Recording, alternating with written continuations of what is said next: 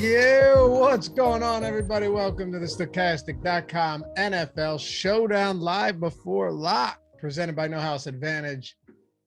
You know what time it is. A little Tennessee Titans, Green Bay Packers action out in the frozen tundra, Lambeau Field. It's a good one. Listen, the weather's not going to be too bad. I think we're looking 24, 25 degrees, little wind, nothing like Buffalo. That game did, in fact, get moved to Detroit. So now they play in Detroit twice in the next, then and Thanksgiving, whatever. Matt Savoca and I will break all that down next week. But first, it's time to get into this single game slate here. I'm Dave Loughran at Lafayette_D, LOUGHY_D on the Twitters, joined by, like I said, Matt Savoca at Draftaholic. What's happening, man? Hey, man, it's officially time to ask the big question. Is Aaron Rodgers washed? He's got a couple more weeks in the regular season to turn this around, or right now, with the Minnesota Vikings playing the way they are, your Minnesota Vikings, Neil Orfield. You know, we could be talking about clinching if Aaron Rodgers doesn't pull it together here. Tennessee, not an easy opponent. No, they're not. But first, before we get to any of this, I got a little treat for you guys today. Neil Orfield, the Showdown Shaman. Some may know him as the verified Showdown Shaman, the VSS, around these ways. And he went out after last week's show and got the verified checkmark t-shirt. Truth be told, I have no idea. I'm sure you haven't either, but never heard of that website before. So when you bought it, I was going to be like, I hope it gets there, but it was only $15. So I figured worst case scenario, you had to cut up a credit card and call them to turn off your card. Yeah, I can give Lofty credit for sending me the link to this t-shirt maybe 3 minutes after the show ended last Thursday. So I actually got it in by like Tuesday. I got it. So yeah, verified in real life as well as on Twitter. For some reason, they took away some of the people who got Twitter Blue. Maybe if you didn't already have Twitter Blue, they took it away. I don't know, because I already had Twitter Blue before the whole blue checkmark thing, but I still have my checkmark somehow. A lot of people lost theirs, but I'm verified on Twitter. I'm verified in real life. I'm ready to crush this slate. I love it. The shirt kind of looks comfy too. Doesn't look all that bad for $15-16. It's not bad. I mean, it's just a cotton t-shirt, but like it's lightweight, pretty comfortable. Thick collar. Pretty soft. Yeah, nice little. Yeah. They had the thick collar action going on. I like it. Do you think there is like an authentic version of the shirt and then one that they like send it to people for free, like their friends, and then there's one that you can pay for it on their website, and it's like, pretty good quality, like Neil's saying, but the one that you could authentically get. The one that Lofty would get because he didn't have to pay for it would be like a good point. Silk or something. Hey, I'm not the one recently that was being impersonated, though. I'll tell you that much. That was you. Probably need it more than I do. Dave Clark, I thought the big question was, has Lofty had the Wawa Gobbler this season? Unbelievably, no. And it's embarrassing. It's outright embarrassing. I might just do it for Thanksgiving at this point. I don't know, Neil, if you're familiar with the guy. I'm assuming Matt, even though he doesn't have Wawa in New York, absolutely familiar with it. He's familiar with the Gobbler, right? Jersey, all the surrounding states, they have it. But yeah, I got to get it's the greatest thing ever. So Neil, you ever down this way, we'll get you a Gobbler if you're here down in the Thanksgiving season. I'm into it. It's a roll, delicious roll with cranberry sauce, turkey, stuffing, and gravy. It's Thanksgiving in a roll. Interesting. I mean, I'd try it. Oh yes, you will. You will love it. I'm sure I will. I love most foods. I'm pretty easy to please, so I'm sure I'd love it. What food do you hate more than any other food? Me, cucumber. Disgusting. Get rid of them. I'm pro cucumber. I mean, it's not my favorite food, but I'm pro in some instances cucumber. I would say I'm not a huge seafood guy, so anything that's like too fishy, I probably am not gonna like. Trying to think if I have any like real controversial food dislikes, and in salads, those like red leaves, I don't know what they're called. Those are disgusting. Really? That's what you those are like sour. Those are like this. If they're in a salad, I don't like it because they're like sour tasting. If they have cucumber in a salad, I pick every single one of them out of it, Matt. I think that's fair. I'm anti-celery. I just can't do the texture. But pretty much every other food on the planet, like give me all the sushi. I have sushi every day of my life. Yeah, really fishy smelling fish, that's a different story. But like, I like pretty much every food. That can't. I'll eat anything. All right. And Blitz saying she loves Hawaiian pizza. Look, Hawaiian pizza is delicious. Anybody that says pineapple, no, it is. You agree or disagree? I agree. Yeah. It's anyone pizza. That says that it isn't, I swear it's just because it's the thing, It's the thing to say you don't like it. It's delicious, dude. All right. Let's talk some football here. Jordan, the new layout looks sick, by the way. Go to a solo shot of me real quick. It's with the blue lighting in the room. It kind of looks like this was meant for me. And I'm pretty happy about that. But anyway, hit the thumbs up. You'll see. Look at that. Look at that. Damn. Perfectly framed, perfectly cropped. Shout out to Jordan Klein as always. Hit the thumbs up. We're almost over 100 out of the gate. We got to crush 500 likes on this show and subscribe to the channel. What are we at? How many subscribers now? 83.1, 83,100 subs. Got to say though, it is odd that the NBA Live Before Lock did not precede us, but is actually following us today, 9 p.m. So for these of you sticking around playing some NBA tonight, 3-game slate, 10 p.m. lock. Greg Ehrenberg, and I don't know how they got Adam to do it, but he'll be there on at 9 p.m. for Live Before Lock. All right, let's make this happen. First up, Neil, let me go to you. Simple question I ask you every time we've done this show. Little strategy talk out of the gate before we get into the teams themselves. Anything different? You know what? It's not that there's anything. There's one glaring difference on this slate that we haven't seen in a while. The fact that DraftKings, you could say, messed up that pricing on Randall Cobb, minimum salary. Whether you believe they did or didn't, the point is that Randall Cobb at minimum salary is going to make it very interesting to get different, whether you want to, fade him entirely, play him at captain and do everything, or like play him but not go with all of the studs. How do you approach something like this where he's the clear and evident value play at minimum salary? Yeah. So, I mean, if I just ran crunches and didn't do anything to get lower on Cobb, I would just have probably like 80-90%. He just projects so well for $200. So yeah, that's definitely an interesting decision point.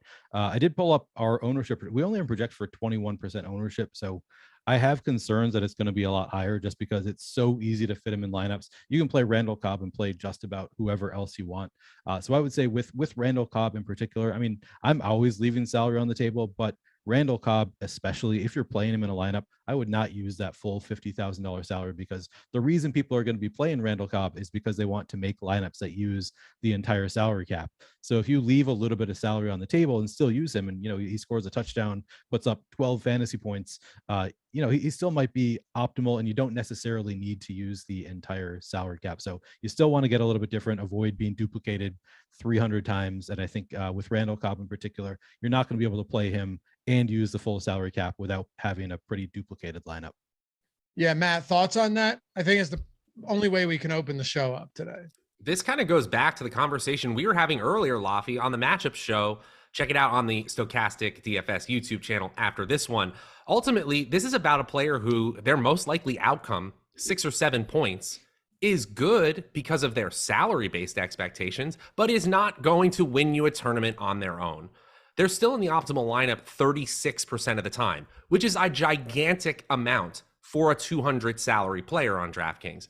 It's still less than 50%. It's still less than a coin flip that Randall Cobb actually gets into the optimal lineup. And I think it's really important to remember that as we're building out tournament lineups, talking about range of outcomes, still only 36% of the time, a player projected this well as a median projection actually gets into that tournament winning lineup when we sim it out. Yeah. And I mean, obviously we haven't positively leveraged. That makes sense. Don't get me wrong. It makes sense. But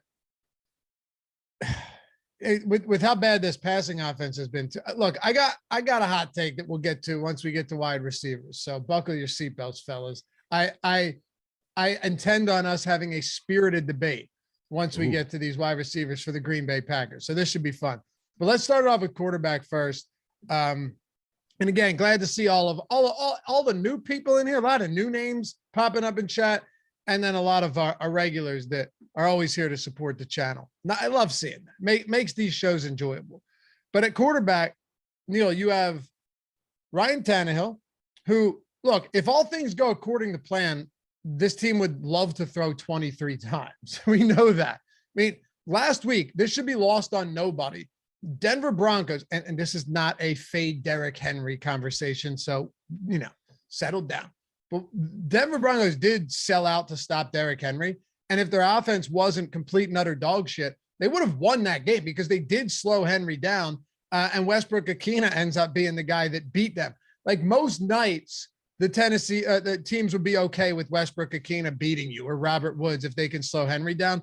It does make things interesting. And I bring that up because if Green Bay, whose run defense is clearly inferior to their secondary, does do everything they can to slow Henry down, maybe not stop him, but do a lot to slow him down, do we see Ryan Tannehill throw 30 plus times? I mean, he threw 36 times last game. Is there a way that you could see us getting there again for him tonight? Absolutely. There is a way for him to get there. Obviously, the run defense is a lot worse than the pass defense. And certainly they could change it up and say, like, I mean, we are the Packers could say, let's stop Derrick Henry. Let's make that our primary objective here. That would be probably the correct game plan for the Packers defense, to just say, we're going to try and stop your best player and make you throw with Ryan Tannehill and not the best receiving core in the world. So it could happen that is a decision that they make, and they force Ryan Tannehill to throw it. And obviously, if that is a decision they make, it's going to be easier for Ryan Tannehill because they're going to be better set up for passing the ball in that scenario. So yeah, I think that is a reasonable possibility for sure. In a vacuum, just looking at Ryan Tannehill in our single game tool, looks very neutral in terms of field ownership versus optimal. We've got him projected for 6% ownership in the captain spot, 6% optimal in the captain spot. We've got him projected for 35% util ownership, 36% optimal. So very slight positive leverage in the utility spot and neutral in the captain spot. I think I'm probably going to have above the field on Ryan Tannehill in the captain spot in particular, despite the neutral leverage, just because of the way I build. But I think Tannehill's a fine play. What about you, Matt? Tannehill has gotten a lot of flack because from a fantasy perspective, he has been kind of all over the place this year, but he's got 2 top 10 quarterback performances, and I'm counting a whole week, not just, main slate or anything like that. He's 9th in adjusted yards per attempt among quarterbacks, 11th in yards per attempt. In QBR, he's 17th. So there's a lot of indicators that he's at least league average or above league average. He just hasn't had the rushing upside that he used to have. They used to use a lot of misdirection, and Derrick Henry was basically kind of used so that Tannehill could get open on these little QB rushes. But ultimately, that hasn't happened this year. Just 1 rushing TD, just 0.3 red zone rushes per game. That's outside the top 30 quarterbacks. It could happen here, but we're honestly burying the lead. The Packers have a terrible defense, and Derrick Henry could stomp them tonight. Yeah, of course. There's no denying that at all. I think that's the expectation. Absolutely, right? Absolutely. And listen, let's be completely honest. Some of these showdown games have gone sideways lately. Monday Night Football, Eagles, that's no doubt. Eagles, Washington, 49 rushing attempts for the Commanders. Even you look at Carolina and Atlanta, Cordero Patterson was the guy that you look to, and he just really struggled in that game. Only saw 5. I think you could go back to a lot of these recently, even Cleveland, Cincinnati, right? That was one where I've said it a bunch. Cincinnati didn't have meaningful points in that entire game until the fourth quarter. It was just, we've seen some weird stuff. So I think all of us anticipate Derrick Henry being that guy, but we know the answers there. I guess what I'm saying is, how would you do it differently if you're not, like, if you're going utility Henry, maybe not captaining Henry? How do you do it different? Does that involve Tannehill? Does it involve Green Bay defense? You know what I mean? Absolutely, you're going to have to get different, but ultimately I'm looking at a Green Bay defense that's 8th in passing DVOA and 30th in rushing DVOA, and we know exactly how Tennessee wants to play. Tannehill, we say this every single time we're on a show together, Neil, quarterback on a 1-game slate. Absolutely viable, especially if you're trying to get different. I just see a defense that in general is designed to stop the pass in Green Bay, if possible, and it is going to be hard to fade Tannehill entirely, but it's still a team that doesn't really want to rely on him. Yeah, absolutely. That was the only reason I brought up Denver, though, because they're 3rd in pass DVOA and 20th in run DVOA. And they were like, hey, beat us through the air. So we'll see. Should be interesting. The expectation, of course, is that Derrick Henry puts on a show, but we'll see. $10 super chat from our boy Jorge. What's up, man?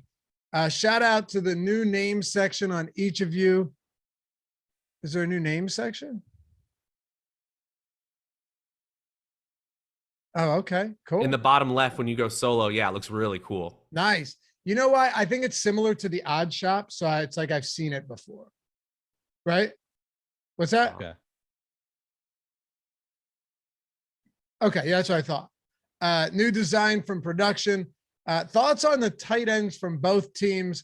Both teams are allowing decent yards to tight ends. Jorge, if I didn't know any better, I think you knew super chat etiquette better than that, my friend. No, I'm kidding. On a showdown slate, I never mind doing that because we're crunched up for time. And I'm not going to make you wait till towards the end of the show. And appreciate you as always, man. Thoughts on tight ends from both teams? Man, he's asking us to do the whole tight end section though. Right now. A little bit early. I'm going to post. I wrote an article today, so I'm going to post that in chat so you can see that all at the same time. But do you want me to go over tight ends? Ever since Neil got the check, he's just get these people. I know the inflated head. Can you just zoom out a little bit? The head's pretty big, Jordan. I'll link an article. Oh, talk about the tight ends a little bit because Jorge's our guy. Yeah, I mean, so we've got. I'm gonna now remember exactly what I said. I hadn't pulled it up yet, but we obviously have Robert Tonyan. Looks really interesting. Had just one target last week, but in the 4 weeks prior to that, he had been targeted 26 times total. My assumption is that he's going to be pretty involved. He also was on the field still for 64% of snaps last week. So I think Robert Tonyan, probably the top tight end in this game for me. Austin Hooper targeted 23 times on the season. So the entire season targeted fewer times than Robert Tonyan over that 4-week span. But Austin Hooper has played 61% of snaps each of the past 2 weeks. So I think he is pretty clearly the top tight end option for the Titans. After that, you get into what we've been, I guess, calling Neil's nobodies in chat. We can talk about good. That's awesome. We can talk about I think the tight end outside of those two who I have the most interest in is the rookie Chigozium Okonkwo. I don't know if I'm pronouncing that right, but one reception in each of the past 2 games for the Titans. Each of them went for over 40 yards. Of course, at least the last one I saw, I mean, it was kind of a short pass and then he just bullied his way through 40 yards.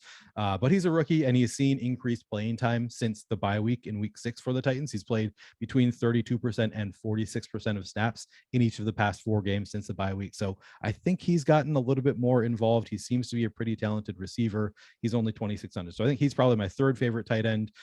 Jeff Swaim targeted just 3 times in the past 6 games total. So clearly not being used much of as a passer. He has seen the field for more than 50% of snaps in each of those games. So touchdown or bust. Mercedes Lewis, I would say the same thing. He's run 71 routes so far in 10 starts this season. He's been targeted just 3 total times this year after being targeted 28 times last year. Again, touchdown or bust, I would say. And then Josiah DeGuara, kind of the same thing. Seen 12 targets this year, but he's only run 60 routes. So I think kind of all of those guys are pretty much everybody outside of the top 2 are kind of long shot dart throws. I think my favorite of them, though, would be the rookie Okonkwo. And just to be clear, Okonkwo's first name is pronounced Young Wei. Okay. Hey, I want to highlight Okonkwo as well. His target rate, which is targets per route run, he's got 13 targets total this year. Sounds small until you realize he's run a total of 41 routes. That's a 31.7% target rate. For reference, Cooper Kupp's target rate is 31.5%. Now, obviously, this is super low sample size, but Okonkwo is averaging 3.5 yards per route run this season. When he gets the ball in his hands, he has been electric. Obviously, the median projection is going to be low, and the highest is probably going to be Robert Tonyan, but he's an exciting player on a pass offense that is desperately in need of playmakers. Outside of Henry, of course. I don't know this for a fact, but I wouldn't be surprised if he leads the team in 20+ yard receptions this year. With those 2? Yeah, I think he has. I thought he had 3. Oh, maybe he does. Because he had 1 reception last week on 2 targets for 41 yards. 1 the week before on 3 targets for 48 yards. Yeah, and then he had a 23-yard reception back in week. Who else would have? Maybe it's got to be Westbrook Ikea. Bobby Trees. What's that? Bobby Trees. Maybe. No, it's not Bobby. I don't think so. Think Could so? it? I mean, maybe. Yeah, maybe. But listen, if Okonkwo gets the ball, At least there's an opportunity there. I have some interest in that for sure. Let's talk about Aaron Rodgers. So, Matt, you've got Aaron Rodgers coming off a pretty nice game, but really interesting because if you dig into this a little bit, you don't even have to do much digging. If you just look at this, you go, all right, he threw 20 times. Now, they were on a 5-game losing streak. His passing attempts in games prior to that, 43, 30, 35, 41, 39, 35, 35, 25, 34. That other 25 was that easy win against Chicago. Mm-hmm. What do those games have in common? They leaned on Aaron Jones. And guess what? Things got a lot easier for Aaron Rodgers, who doesn't exactly have an embarrassment of riches at the pass catching position. So when you look at last week, it does kind of make sense that he would have a much better game on low passing volume than he would the weeks where he's throwing 40 times to guys that either just got into the league or are completely on their last leg. Yeah, absolutely. And, 11 yards per attempt last week. That's very, very different than the previous 2 weeks where he averaged exactly 6.8 yards per attempt. You mentioned that they leaned on the running game more. We're still talking about an Aaron Rodgers, this version of Aaron Rodgers, who has not topped 20 fantasy points all year. I was actually looking, neither quarterback has topped 20 fantasy points this entire season. We could see that happen for the first time here in week 11, but Tannehill's hit 19 fantasy points more often than Aaron Rodgers. And, they looked a little bit better. Absolutely. And I've mentioned this before. He's throwing it plenty. 8th in passing attempts in the NFL, 8th in air yards, 24th in expected fantasy points, and 21st among all quarterbacks in fantasy points per game. It's been pretty ugly. The efficiency has been, as we've talked about, up and down. The Tennessee defense isn't one that completely scares me. It's just not a player who I need to go to necessarily. I know a quarterback on a 1-game slate, it just doesn't look that good to me. I kind of like him a little bit today. I don't know. It could go bad. It hasn't gone well all season, Neil. The Aaron Rodgers experience in 2022 has been, less than we would have expected. But I do wonder, Tennessee's kind of a pass funnel defense, right? They're ranked number 1 in run defense DVOA. But again, like if Green Bay can't run the ball, are they going to have are you going to throw more, but have a tougher time actually opening it up and throwing it? Where are your thoughts on this? Yeah, Rodgers, I first place I look, as always, the top Showdown single games tool. Rodgers has positive leverage. He's in the captain spot, very neutral, 11% projected ownership, 11.1% optimal. In the util, 46% ownership, 51% optimal. So we've got some positive leverage on Aaron Rodgers. I kind of like it. Now we've got a lot of weapons. Christian Watson may be breaking out as potentially, he just had 1 good game, and it was three touchdowns on 4 receptions and 8 targets. So I don't know exactly how reliable he is, but I think he at least showed that he can do something. So maybe with better receiving options, Christian Watson, Allen Lazard. Now we've got Randall Cobb back. Samori Toure looked pretty good. I feel like they've got a number of decent options. I don't hate Aaron Rodgers. I think that he is a fine play in a spot where, they're probably going to want to be throwing the ball more than running it on this Tennessee defense. Still not a great spot, not like a great passing defense for the Packers to attack, but I think I'm with you. I'm going to like Aaron Rodgers. I'm probably going to be close to the field. We're projecting for the field to have 61% ownership. So I don't know how much I'm going to be off of that. I think I'm probably going to be, as usual, I'm probably going to be a little bit overweight in the captain spot, underweight in the util spot for Aaron Rodgers. It's not like a spot where I'm trying to get like 90% like I do on some quarterbacks on Showdown slates, right. But I think probably somewhere in the 50 to 60% range is where I'm guessing I'm going to end up overall. And slight positive leverage, in the captain spot as well. So we'll see. My hot take will be Christian Watson. We will get there. We will absolutely get there, and it will be fun, my friends. But first, let's talk running backs here. Before we do, Jordan, can you get me an overlay report on No House Advantage? So today I pulled it up, right, for the main slate on Sunday, and it was out of like 2,800 people. There were 0 entries, I think, so far. 0. So, like, if you don't think overlay is a thing, and obviously it's not going to finish at that, but if you don't think overlay is a thing, I'm telling you right now, not only when you use the link in the description and in the chat that Jordan can throw in a second, not only do you get up to a $50 first match deposit bonus, get all of the tools for free over at Stokastic for No House Advantage, the lineup generator, the No House Advantage player projections. We're at, right. So what, we're 680. What's that? 43% full right now. 43% filled. And there's no question you're going to see considerable overlay there. No doubt about it. 10K up top too. And all you do, you build lineups without a salary cap, player props. So really anything we're talking about here is applicable. Anything you research throughout the day for DraftKings or FanDuel, it's applicable over there. I'll give you a quick rundown. You're playing against the field. You're building lineups. You just have no salary cap. Player props, over or under. That's it. The ones you like the most go at the top. They get the most. I'm giving you the rundown quick here so you can get in with that overlay and get some lineups in tonight after you finish your other ones. The ones you like at the top get the most points. The ones you like the least, you put at the bottom, they get the fewest points. It's that simple. You're playing against the field as you would anywhere else. Very cool format at No House Advantage. The overlay's been out of control. And if you want, we actually had someone send us a tweet on this to the Hall of Fame.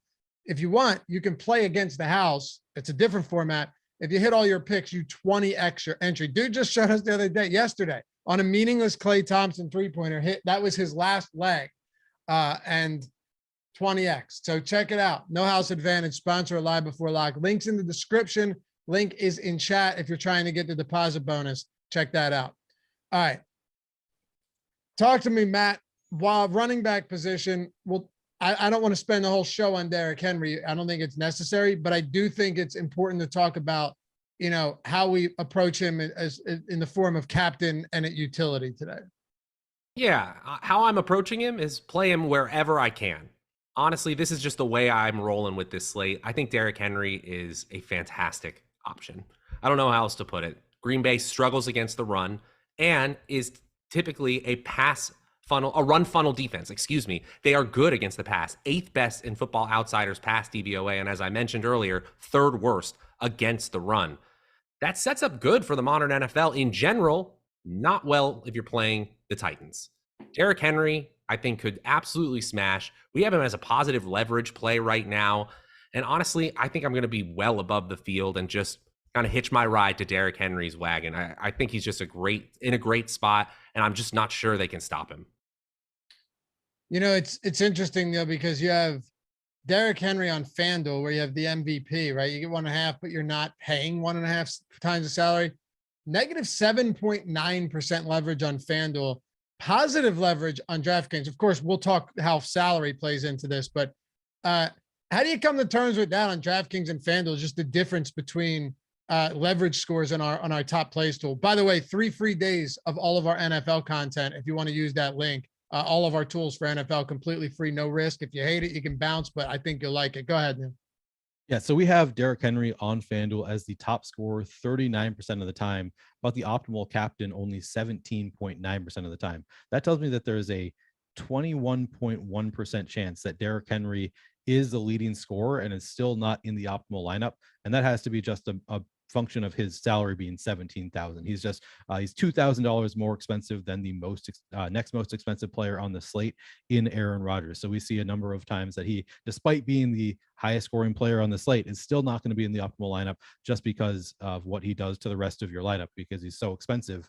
You can't fit him in there. So on FanDuel, it's just tough to fit him in there because of the price tag. It's easier for guys like Aaron Rodgers, Aaron Jones. These guys are more than 2,000 or more cheaper than Derrick Henry on FanDuel. So I think it's just a function of the salary that he has negative leverage on FanDuel. But typically, I mean, if he is going to be in the optimal lineup and he, I guess this goes without saying, if he is the highest scoring player on the slate, which we have him 39% of the time as the highest scoring player on the slate, and he can fit into the optimal lineup, then you're going to want him in that MVP spot. Right, because you're not paying addition for anyone that doesn't play much on FanDuel. Yeah, you're not paying that 1.5x. Yep, exactly. Whereas on DraftKings, I mean, we still see some negative leverage, 22% projected ownership on DraftKings in the captain spot, 15% optimal. So still some negative leverage there. We do still have him as the top scorer 38.4% of the time, but on DraftKings in particular, that salary matters even more because it is multiplied by 1.5% in the captain spot. So it's even harder to fit the most expensive player into the captain spot, which is why we see negative leverage in the captain spot on Derrick Henry. But then in the util spot, we have him 55% owned, 65% optimal. So that's where you get more positive leverage, is in the util spot, just because even though he's likely to be the highest scoring player, it's hard to make great lineups with Derrick Henry in that captain spot. Well said, sir. Nice articulation of that there. Neil, I gotta say, the ability to, because you're building lineups right now, right? I assume. I am.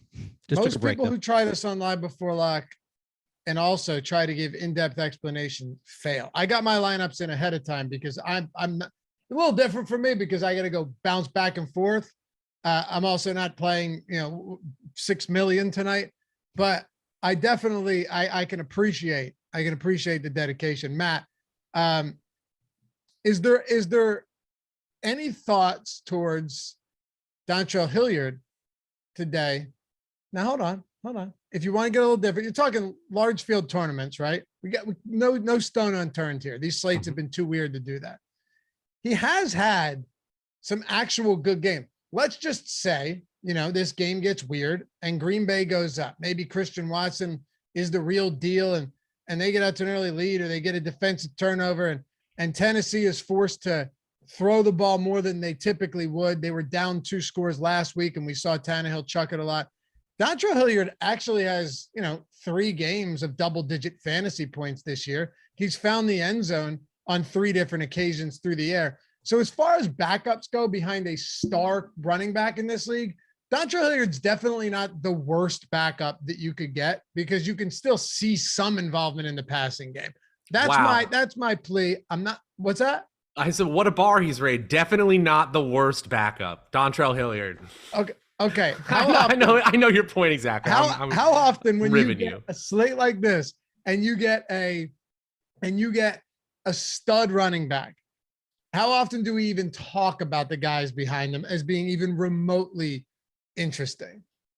It's particularly tough because DraftKings has been raising the salaries of backup running backs a little bit more compared to these tertiary or 4th and 5th receiving options, because of the possibility that a star running back does get injured after they've set the prices.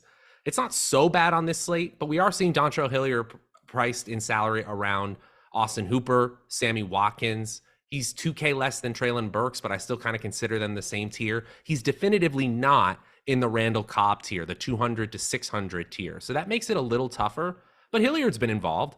The only thing I'm surprised about is in our tools right now, it's looking like 14% of the field is going to go there. And if that's the case, then I understand why we have him slightly negatively leveraged. It seems low probability. And if he was unpopular, it would be a different thing. But if he's going to be close to 15, 20% owned, I don't really have to go there if I'm building 5 to 20 lineups.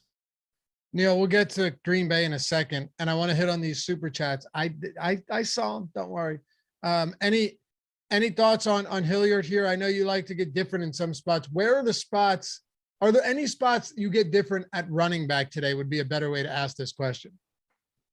I'm going over the field on AJ Dillon. It's not that different because AJ Dillon is 22% owned. Sure.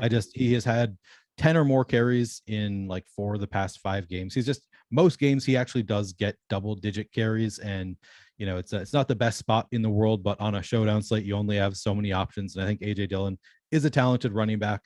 So I am going over the field quite a bit on AJ Dillon. Dontrell Hilliard, I'm actually right about even with the field. It's not a place that I feel very strongly, but I think I'm with Matt that I wouldn't mind actually being a little bit under the field, just because the ownership is pretty high. It is kind of surprising to see that high of ownership on Hilliard. I will say that I wrote about him, and he did play 42% of snaps in week 10. So that was a season high for him, playing 42% of snaps. So make of that what you will. He's been targeted 22 times so far this year. He's a little bit more involved in the passing game than Derrick Henry. I mean, Derrick Henry has been targeted 20 times, so not a ton more, but just per possession, he's per time on the field, he's targeted more often than Derrick Henry. But yeah, it's a little bit tough when he is going to be 13% owned at 3,200. It would make sense to me if he were like 600, 1,000, maybe that would make more sense. But 3,200, it's like he could he could put up 7 fantasy points. It's probably not going to be enough. It could be in this game, but it's probably not going to be. So he's probably going to need to put up 10 plus fantasy points. And that's a little bit tough to ask for from Dontrell Hilliard. So I think that I might, if I keep crunching, try to get just slightly under the field there. What are you doing with Aaron Jones? Is this someone at the captain spot that you like today against the league's #1 run defense? Yeah, so I saw that. Do you want to read that Snapchat from Vu Boy? Oh yeah, sure. I didn't. Because it's relevant to this. Hold on, I didn't see it yet. Oh, Neil coming in with some super chat etiquette. We're getting me back to the okay. Well done. Titans D, yeah, very nice. Titans D, very nice. Is good against running backs, but their D against pass catching running backs is bottom 3. Would like your thoughts on Jones for captain in this game. Okay, so Vubui, right? I got it. He told me that Matt pronounces his name even worse than I do. So that's good. Yeah, don't worry. I've gotten it wrong for 3 straight years now. That was my first time trying to pronounce it. I'm sure I haven't heard it said out loud. So anyway, thank you. Don't take my word for it. And I assure you, Neil, I will not take your word for it either. that is fair. So we see negative leverage. Looking at the tools, we have Aaron Jones projected for 14% ownership in the captain spot, 10% optimal. So a little bit of negative leverage there. But honestly, despite that, I really don't hate it. I think I could see myself going to Aaron Jones in some lineups. He does make some sense. That's a really interesting tidbit that Tennessee is worse against pass catching running backs. I actually had not noticed that. So that is certainly something worth looking at with somebody like Aaron Jones, who is very involved in the passing game, makes him even a little bit more interesting. He was already pretty interested. So I think that Aaron Jones is, certainly a fine captain. And obviously, unlike a quarterback, he can get there without necessarily needing to be correlated with anybody else. So yeah, sign me up for some Aaron Jones captain. I don't think I'm going to be far from the field where we've got the field at 14%. I'm probably actually going to be a little bit under the field is where I'm going to end up, but he's going to be still one of my higher owned cap. Actually, right now I'm at 15%, so maybe I'll actually end up close to the field. I think I'm okay with it. Matt, how are you approaching these running backs for Green Bay? This is the variance to lean into, in my opinion. If you look at the opportunity metrics for Dillon and Jones, obviously game script and health are going to be, something we need to contextualize here. But if you look at week 3, Jones out opportunity, that's targets and rushes, Dillon just 16 to 15. Same thing the next week. Jones had 20 opportunities, Dillon had 19. But since then, from week 5 on, Jones has doubled up Dillon's opportunity totals twice. He's had 10 more than him another time. But in one of the times that he didn't do that, Dillon had 4 more opportunities than Jones. So in my opinion, both of them are good showdown plays in their respective salary ranges if you're making multiple lineups. I think Jones is absolutely viable as a captain. Even though Tennessee is good against the run, that defensive line is no joke. I still think the upside is there because of the volume and the relative efficiency. This dude is 7th in receptions, 9th in routes run, 10th in target share and expected fantasy points. He's top 18 in the league. Aaron Jones, I think they figured out something with him. I hope you're right. Dillon isn't a bad play either, though. Yeah, with Dillon, it's just difficult because, I remember early in the season, he was getting some pass catching work. It looked good. 2 weeks ago, he had 4 targets. Like there are kind of those rogue games where AJ Dillon starts to see more opportunities in the passing game. It's just hard to say when it's going to be, but I don't know. It's not lost on me either that this whole backfield this season has had sporadic opportunities in the passing game. Like Jones has that one big game with 9 receptions on 10 targets.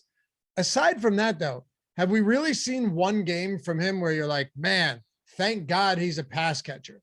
You've seen some supplementary fantasy production from him, 5 or so, right? 5 points, 5, 6 fantasy points, but you haven't seen that real massive game. It's definitely possible. And I could see them looking his way today. Look, nothing wrong with Jones. I personally like him more in the flex than I like him at captain today. Just the only reason for that is look at his salary compared to Derrick Henry. It's basically the same exact price. Yeah, that's tough. Yeah. Right. I mean, it's definitely a way to get a little bit different, right? There's no doubt about that, but he's still getting 14% You would think that with his price as close to Derrick, maybe I'm looking at this wrong, Neil. Tell me if I'm seeing this one wrong as far as captain ownership goes. Can you say your point again? I was saying that Jones and Henry are so close in price that it definitely makes the decision. It makes it more difficult when like Jones is still getting a decent amount of ownership at the captain spot. Yeah, he is. He's still getting 14% projected ownership. And as you said, they are very close in price. I think I'd rather have Derrick Henry in more lineups in the captain spot than Aaron Jones, just because, as we see in the Sims, Derrick Henry 15% optimal in the captain spot, Aaron Jones just 10%. So Derrick Henry just gets there more often than Aaron Jones at their price tags. But honestly, I think I'm going to be above the field most likely on both of them. Okay. That makes sense. Sorry, not on Derrick Henry. Above that optimal rate, not above the 22% captain ownership. Yeah. Okay. Yeah. One more thing. Matt, we had a question. Are you willing to play both Dillon and Jones in the same lineup? I guess you can in a 1-game slate. You can, but it's not something I'm prioritizing here because of the lack of receiving upside. The only way that really happens is if Aaron Jones has that 10 target game that we have seen once this year and gets a ton of catches while Dillon finds the end zone. In a 1-game slate, that's hard to predict. I guess it's not impossible, but it's not something I'm prioritizing either. Christopher Mercer said, and thanks for the super chat, man. Non-DFS related question, but I love you guys. Thanks, man. Appreciate you. I'm in a survivor pool, 48 people left out of 4K, decent payout. Do I get risky tonight with the Packers and avoid the majority going Ravens? Matt? Neil? I don't think so. Yeah, this game is too. Let me look at. I mean, the implied team total is just too close. I wouldn't take that risk. Let other people make mistakes. I would say this game only has a 3. The line is 3 points in this game. Let other people make mistakes. Just play the teams that have, a huge spread in the game. And really, the Packers have been like the best team to fade all year. To be completely honest with you, you really have. We saw a nice week last week. Who knows if that's repeatable?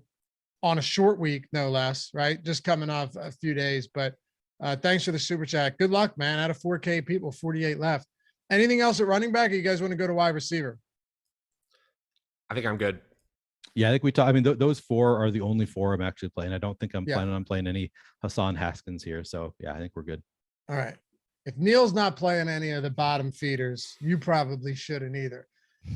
All right. Why? Oh, north of 300 likes. All right. So we got 2,200 people watching. Can we get the 5? I think 5. I'll go to Neil. I'll go to Mr. Checkmark here. Neil, I think 500 is very much in play. Oh, I think that 500 is in the bag. We've got 500 locked up. I think we're shooting for 600. I really have a lot of faith in our audience. I know that they know how to click a thumbs up button. I've seen them do it before successfully. I know they can do it. So please do click that thumbs up for us. Just how patronizing. You got to be patronizing when you've got a blue check shirt on. You got to be kind of patronizing. It's true. Yeah. Where you have to be like, the way to get it to work is be like, I believe that I think you guys are smart enough. I think even you idiot. Please and thank you. Yeah. Matt, we know your sentiment towards the people, but I think we get there. We're getting there, guys. And you know what? You're appreciated no matter how much you move your mouse down to the like button and click it once or not. But we're just saying, if you move your mouse to the like button and click it once, we will like you a little more. Andrew said, I keep smashing my head on the keyboard and mouse, but it just doesn't work. Yeah, Neil, he'll get there. A few more reps. He'll figure it out. I know we can figure it out. I believe in Andrew. Look at that. I'll tell you what, that's a good bit. That's a good shtick. It works, no doubt. We're at 474, 483. I mean, it works. It works. I think you found something. Appreciate you guys, though. I mean that. And subscribe, too, if you like this content, you want to help support us, and you want to see more of it as well. It works for all of us, quid pro quo. All right. Talk to me, Matt. Wide receivers here. We'll start with the Tennessee Titans. Obviously, Nick Westbrook-Akina isn't on track to repeat that performance, but you've got him. You got Treylon Burks back for another week. You have Robert Woods. Who knows what he's got left in the tank? You got Austin Hooper. Where do we start? Look, yeah, so one player on one team can have a fluke game, but ultimately, no one in this passing game over the first 10 weeks of the season has amassed a weighted opportunity anywhere close to what we would consider a wide receiver one. Technically, if you look at the games played, Robert Woods is getting the most weighted opportunity.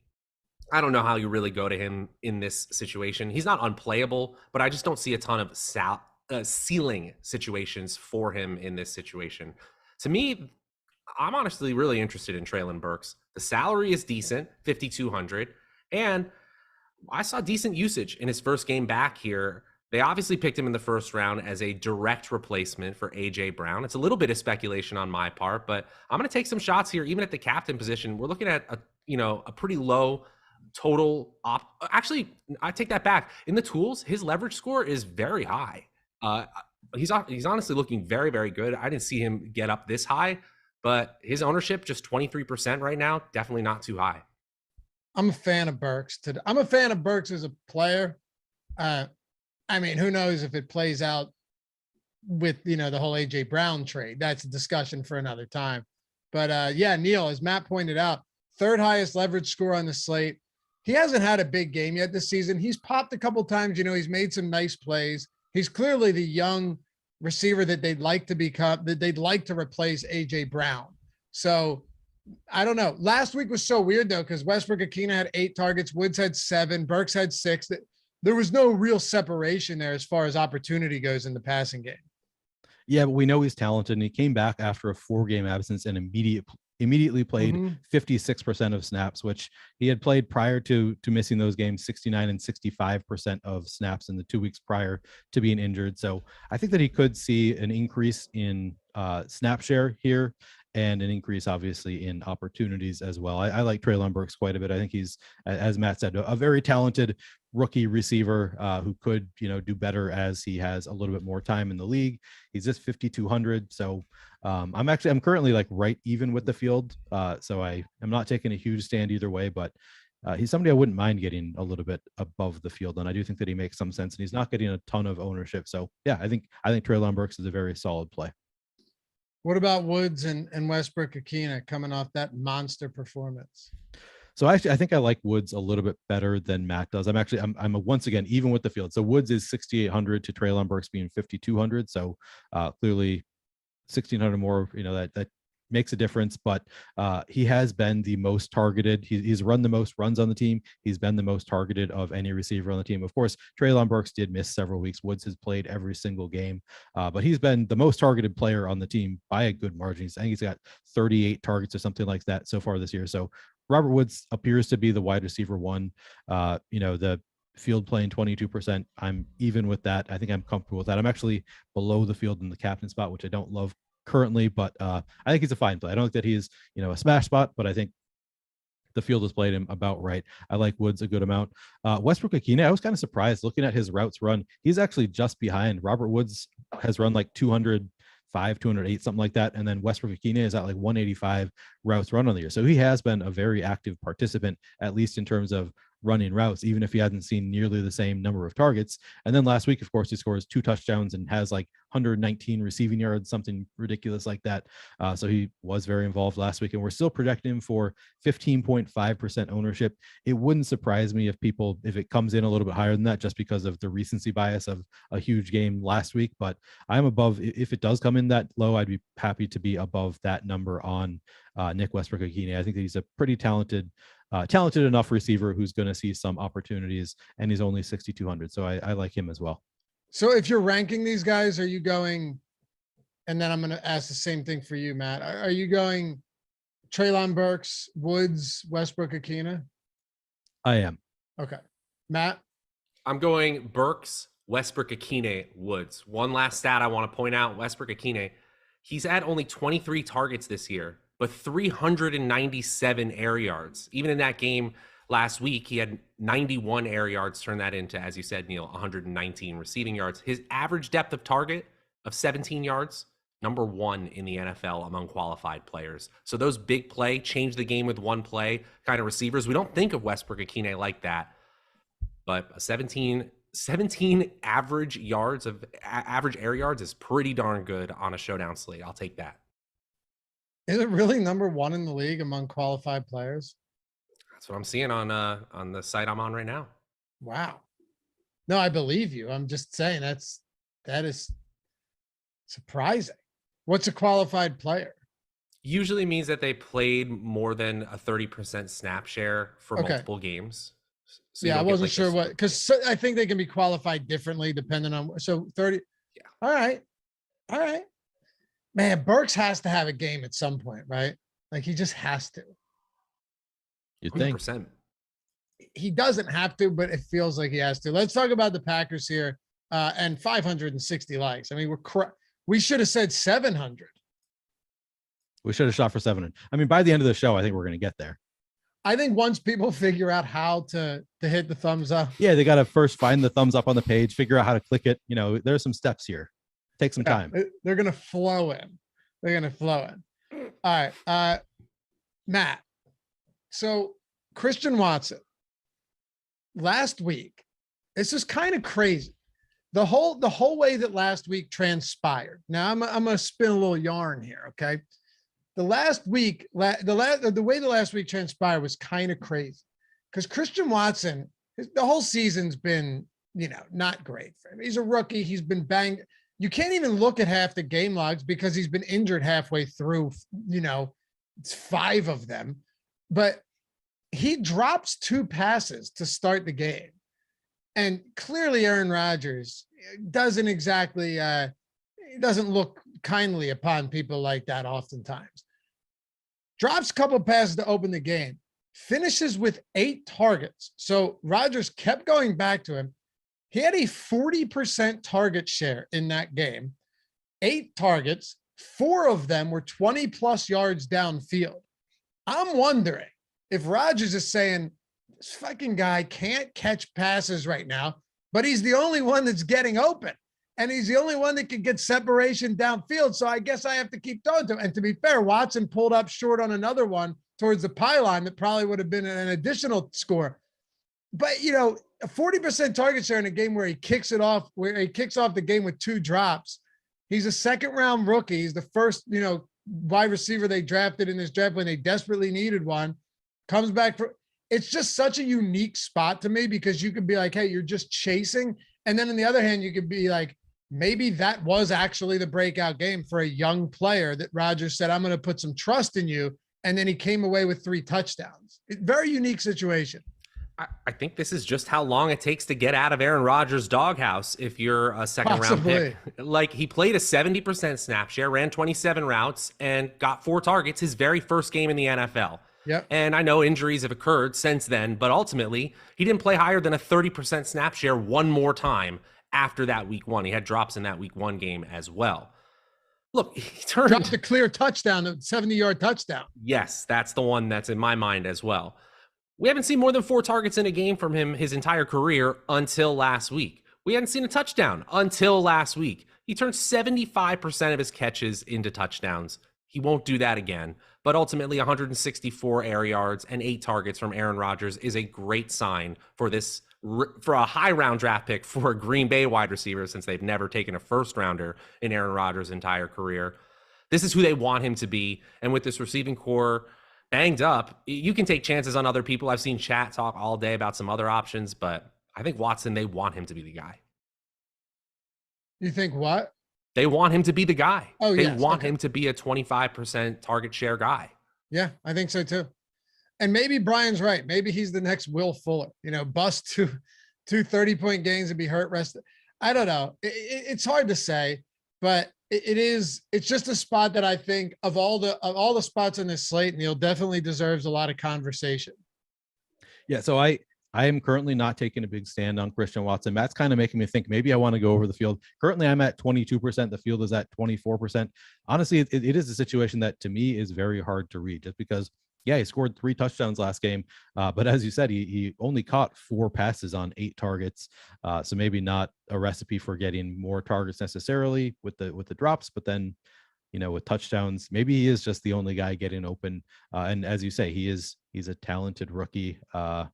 yeah, if you think that they want to get him more involved, maybe that's an argument for playing some more Christian Watson, because the guys that they have had playing receiver for the Packers all year haven't been getting it done. So maybe Christian Watson is going to breathe some life into this offense a little bit. I think it makes some sense to get a little bit over the field on 24% Christian Watson. I think I might actually try to, because I think, the narrative is there that nobody else has really been able to get it done. Maybe he is their best receiver. It wouldn't be that hard to beat out the likes of Allen Lazard, Sammy Watkins, Randall Cobb, these guys. So I think that I kind of like it. I think I'm probably going to try to get a little bit above the field there. What do you want to do with Allen Lazard today? So currently I'm slightly under the field. We have him projected for 34% ownership. I have 32%. Just looking at our tools, he has positive leverage. So 9.7% projected ownership in the captain spot, 10.9% optimal, 33% ownership in the util spot, 36% optimal. So we do have some positive leverage on Allen Lazard. I'm slightly under the field and I'm comfortable with that. I think I'm not trying to take a large stand one way or the other with Lazard. Matt, what about you? I mean, his role in the offense is still decent. We're talking about possibility of getting 7-8 targets for Christian Watson. Well, in a 5-game stretch, Allen Lazard had 8 targets or more in all games but one. And in that one game, he had 7 targets. So I would say that the 3 catches on 4 targets looks more of an anomaly for Lazard. And maybe, Neil, you're reading this right. So I don't want you to go changing all your lineups right away, because ultimately we could see this Green Bay team go right back to Lazard as this number 1 option. I'm just speculating here in a way that, I'm trying to read between the lines and get ahead of these trends. But ultimately, we're talking about a player in Lazard who is 90 to 95% snap share, 85 to 95% route run rate, and a very high probability of 5 or more targets. That's a solid player at his salary. I still think there's some ceiling potential there. I like him personally more than Sammy Watkins at his salary. I like anyone more than Sammy Watkins. Yeah, I don't think that's a hot take to like him more than Sammy Watkins. I brought up Sammy Watkins on one of our Wednesday shows, Lafayette, a couple weeks back after he had his big dud on an island game and got roasted for it a little bit. And he then of course receivers came back, so I didn't play him anyway. But nobody wants to be playing Sammy Watkins. Right? I think pretty clearly the pecking order is some combo of Lazard and Watson at the top, and then probably Randall Cobb, and then Sammy Watkins, and then what's his name, Samori Toure. So I'm not, the only thing that I really like about Sammy Watkins is the 8.2% ownership. That's the only real reason. I think that Sammy Watkins probably is going to be out there for 30 to 35% of snaps, most likely. So I'm still going to play some Sammy Watkins because of that lack of ownership, but the $4,800 price tag scares me off Watkins a little bit. I don't think that he's not a player that I love. I'm not trying to get like well above the field there. All right, time to hit on the elephant in the room, Randall Cobb. Before we do though, Matt, did you know that Stokastic Plus Platinum has all the tools you could think of, all the best tools out there for all the sports, and BetMGM in connection with Stokastic is saying, hey, put $10 in here and we'll give you 2 free months of Stokastic Plus Platinum, $240, and we'll give you $1,000 risk-free bet. Did you know that was happening right now? I may have been informed, but that sounds like a win-win-win, if I'm not mistaken. It is. I mean, there's no 2 ways around. It's 2 free months. So you're talking football, basketball, hockey, MMA, PGA, NASCAR, soccer. Got World Cup coming up. We got projections for that. Literally everything. You got our premium Discord, the boom bust tool, the top stack tool, ownership tool, top plays tool that Neil and Matt are referencing throughout the show. Top stacks, everything. And the lineup generator. I'm going to hit on that in a little bit. You want to get the Fantasy Cruncher add-on, you can do that too. All of it. When all you have to do is use the link in the description or in chat, sign up, follow the very simple steps. They can't mess these steps up, right? These guys are smart. These guys in our chat, these guys listening to the show, these are the smartest people in the industry. They're going to figure it out. They've got it. Follow the steps, put in $10 or if you want to take big advantage of the risk-free bet as well, because you're getting that with the 2 free months. $10 is all you got to do though. But if you got more to play with, definitely throw it in, because if you lose that bet, you're getting the money back on the other side. and put it on anything. Put that 10 or more on anything. And once that bet settles, you're getting 2 free months of Stokastic Plus Platinum, $240 value, and you're getting up to $1,000 risk-free bet. All of our tools, everything included for 2 months straight. Check it out. BetMGM, links in the description. Jordan already did throw that one into chat. Appreciate you. So, yeah, and we're going down to a month. So you get 2 months now. Not sure how long it's going to be there. My guess is, I don't know, less than a week, but we'll see you over there. Pop into our Discord too. It's an awesome community if you decide to sign up and take advantage of this offer. All right. Randall Cobb, Neil, how do we play a $200 player that I agree with you? I definitely thought he would be more popular, but 10% positive leverage. What's the play here to maybe be different? Because my guess is people playing Randall Cobb are just going to do so in order, as you mentioned earlier, to load up on all the expensive guys. Yeah. So to me, it's just, if you are playing Randall Cobb, you need to leave some salary on the table. That's just what it comes down to, because otherwise you're going to run into lineups that are duplicated hundreds of times. And even if you win, you're not going to win that much money. So I think that he's playable. You can still play Randall Cobb. I think that he's probably the number 3 receiver here for the Packers. It's kind of a crowded receiving core, but I think he's probably the number 3 receiver here. And he's only 200. So he makes a lot of sense. For me, I'm coming in just a little bit above the field. He does have a lot of positive leverage just based on our projected ownership for him.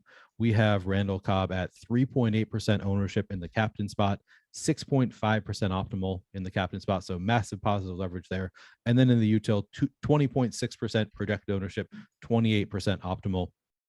Those numbers, if you are leaving salary on the table, these numbers don't account for that. So they don't account for, the amount that you win if you play him in those lineups. They're just counting for just the optimal. So maybe he's optimal in lineups more often that are using the full $50,000 salary. So it's a little bit harder to get a read on Randall Cobb when you are leaving salary on the table. But for me, I'm not playing him in lineups that are using $50,000 salary, because I think that's a recipe for running into lineups that are going to be duplicated a ton. Love it. What about you, Matt? Hey, he's a player who's in the optimal lineup a third of the time. I'm trying to think of it. No complications beyond that.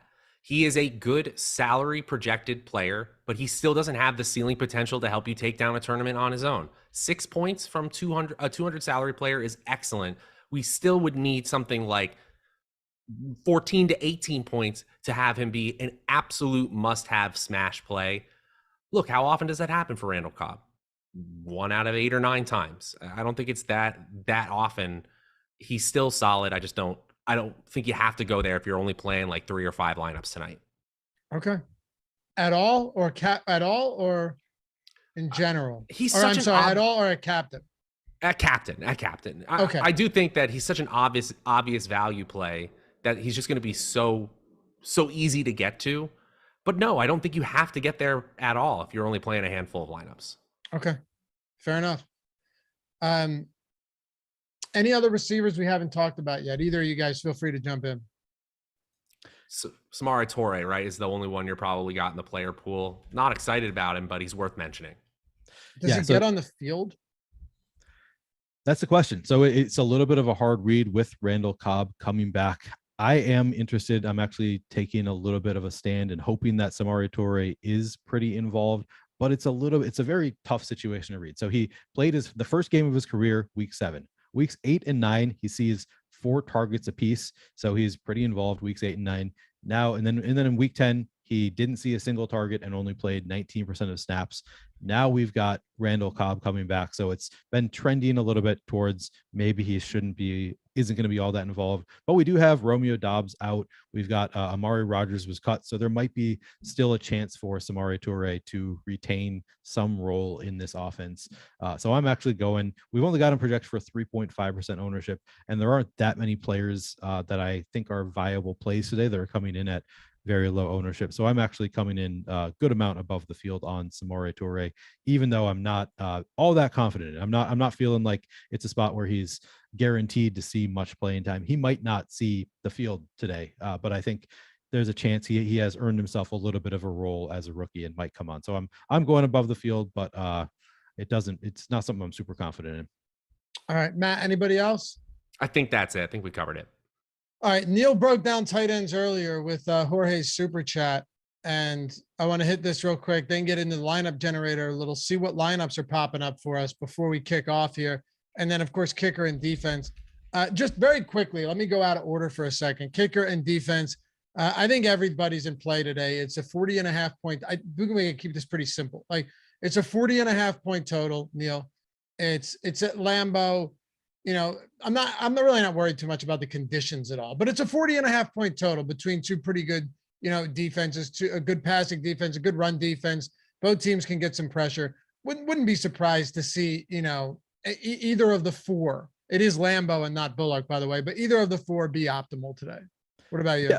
Yep. I mean, I write up this article every Monday and Thursday, and typically kickers and defenses make it in as they're generally some of the top point per dollar plays. That is the case here as well. Mason Crosby looks the best of the group, both in terms of he has the highest projection and he has the highest value grade of the group. So Mason Crosby number one, but honestly, there's not that much of a difference separating these guys. I'd say it's Mason Crosby number one, Packers defense number two for me.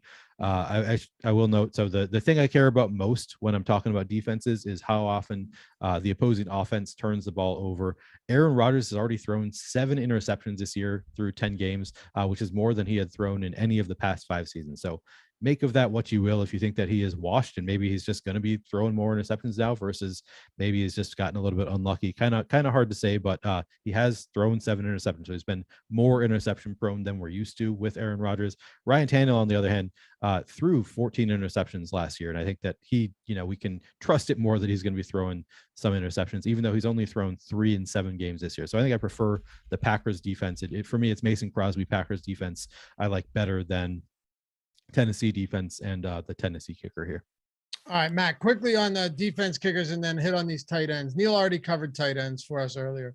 Yeah, absolutely. We can cover that again. I think the Titans defense might actually just be a pretty good defensive unit. That defensive line, despite Patrick Mahomes a couple weeks ago throwing for a ton of yardage, the whole game plan for the Chiefs was thrown out the window because of the pressure that they were able to put on Patrick Mahomes.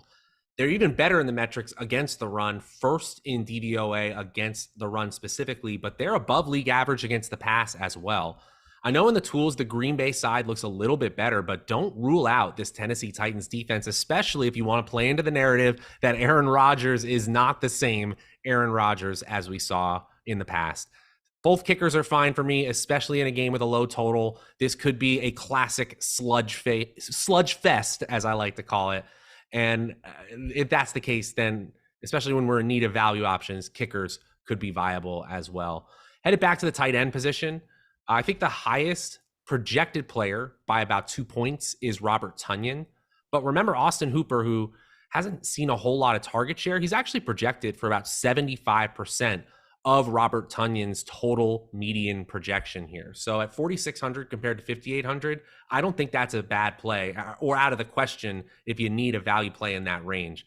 We talked about Chigo Okonkwo, who's looks excellent and explosive on a very, very small sample size. So I will be going there along with Neil at 2,600, and the rest are punt plays. Jeff Swaim is okay. I have a little bit of DeGuara. After that, it gets really rough. Mercedes Lewis, Tyler Davis, Kevin Rader, no. All right. Good stuff, fellas. Neil, any final thoughts on tight ends that you wanted to wrap up here before we close this one out? No, I think we covered them pretty well earlier in the show. For me, it's Robert Tonyan and it's Austin Hooper, and then it's Okonkwo is the number 3 for me. Is that what Matt was saying as well? I think that I missed. Were you talking about Austin Hooper as being a solid option, Matt? Yeah, okay. Yeah. As a relatively high proxy for Robert Tonyan's projected production. Okay. Yeah. So we are on the same page as far as tight ends. It's those 2 primarily. And then if you want to go to Okonkwo as the number 3, he's at least an interesting rookie for me. Other than that, Mercedes Lewis, DeGuara, Jeff Swaim, those are just strictly touchdown or bust options. They're probably going to hit once every 10 games or so, maybe once a season. I don't even know. So they're not guys that I feel all that strongly about. And even a touchdown might not be enough, but you could play those guys, sprinkle them in 150, but they're not my favorite options here. All right. So fellas, just so you know, we crushed 600 likes. I mean, just quick work of that 10, 15, 20 minutes ago. So thank you to everybody watching this stream. Much appreciated to all of you. And let's take a look at this lineup generator. Also, like I said, BetMGM link down there, No House Advantage link down there. You're getting, all of the tools free with BetMGM. It's insane. 2 free months. Just put $10 in, use that link, follow the steps, and No House Advantage just crush with all that overlay.